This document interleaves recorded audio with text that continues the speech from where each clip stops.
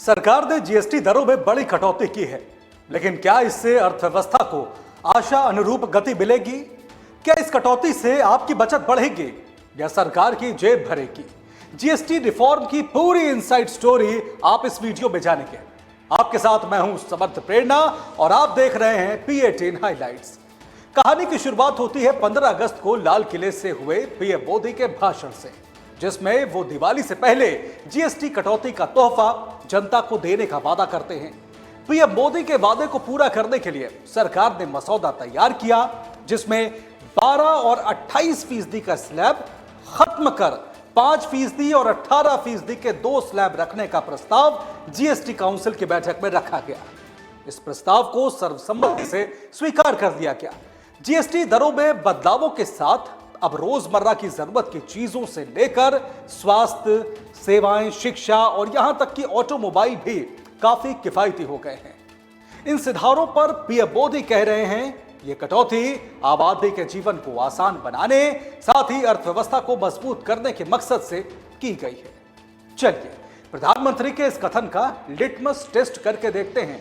सरल भाषा में उनके बयान की गुणवत्ता जांचने की कोशिश करते हैं, जिससे यह जाना जा सके कि क्या वाकई में टैक्स दरों में आई कमी के इतने बड़े और व्यापक सकारात्मक प्रभाव पड़ने जा रहे हैं। दरअसल भारतीय अर्थव्यवस्था का लगभग 60% हिस्सा घरेलू उपभोग पर आधारित है। जब रोजमर्रा की चीजें जैसे शैम्पू, साबुन, पेन, नोटबुक, दवाइयां सस्ती होंगी तो आम आदमी की क्रय शक्ति यानी खरीदने की शक्ति बढ़ेगी।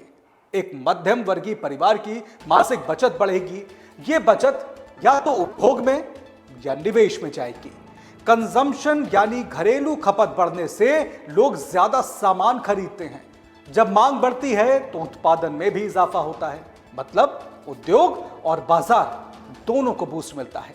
जीएसटी दर में कटौती का बड़ा असर महंगाई पर भी पड़ेगा। जब जरूरी वस्तुओं की कीमतें घटेंगी तो कंज्यूमर प्राइस इंडेक्स पर दबाव कम होगा, जिससे रिजर्व बैंक को ब्याज दरों को स्थिर रखने में आसानी होगी। महंगाई घटने से निवेशकों और उपभोक्ताओं का भरोसा बढ़ेगा। उद्योग जगत लंबे समय से यह मांग कर रहा था कि टैक्स स्ट्रक्चर को सरल और कम किया जाए। अब जब ऐसा हुआ है तो एमएसएमई सेक्टर के लिए अनुपालन का बोझ कम होगा, उत्पादन की लागत घटेगी, जिससे प्रतिस्पर्धा बढ़ेगी। स्थानीय उत्पादों के सस्ते होने से मेक इन इंडिया को भी बढ़ावा मिल सकेगा। जैसे जैसे मांग और उत्पादन बढ़ता है, उद्योगों को नए कर्मचारियों की जरूरत होगी। मैन्युफैक्चरिंग और सप्लाई चेन सेक्टर में नौकरियां बढ़ेंगी, मतलब रोजगार का सृजन होगा। जीएसटी कटौती के ऐलान के बाद शेयर बाजार में एफएमसीजी, ऑटो और कंज्यूमर ड्यूरेबल्स कंपनियों के शेयरों में उछाल देखने को मिला है।